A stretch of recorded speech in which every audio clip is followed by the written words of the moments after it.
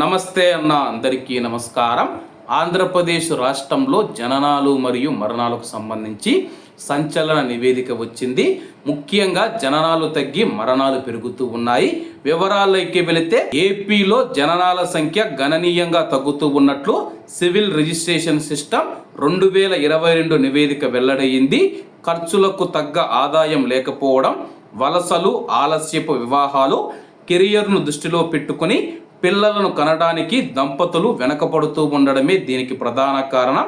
2015 సంవత్సరంలో ఆంధ్రప్రదేశ్లో 8,51,000 జననాలు నమోదు కాగా 2022కు అవి 7,52,000కు పడిపోయాయి.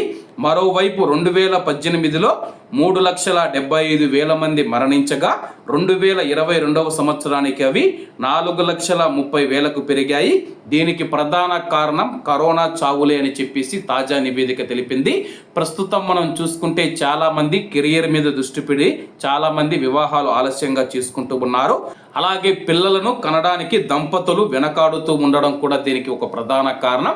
ప్రస్తుతం ఉన్న సమాజంలో, ప్రస్తుతం ఉన్న పరిస్థితుల్లో మనం చూసుకుంటే 30 ఏళ్లలోపు పిల్లలు పుట్టడం చాలా మంచిదని చెప్పేసి వైద్య నిపుణులు సూచిస్తూ ఉన్నారు. 30 ఏళ్ళు దాటిన తర్వాత 35-40కి చేరువలో ఉన్న వారికి బిడ్డలు పుట్టే అవకాశాలు చాలా తక్కువగా ఉన్నాయని చెప్పేసి వైద్య నిపుణులు తెలుపుతూ ఉన్నారు. కాబట్టి ఈ యొక్క విషయాన్ని దృష్టిలో ఉంచుకొని పిల్లలను కనడం పైన దృష్టి పెట్టాలని కోరుకుంటూ, అలాగే ఆంధ్రప్రదేశ్ సీఎం నారా చంద్రబాబు నాయుడు గారు కూడా ఎంతమంది పిల్లలను వీలైతే అంతమందిని కనమని చెప్పి ఆయన కూడా చెప్పిన విషయం అందరికీ తెలిసిందే. కాబట్టి అందరూ బాగుండాలి, అందులో మనం ఉండాలి. అందరికీ నమస్తే అన్న, జై హింద్.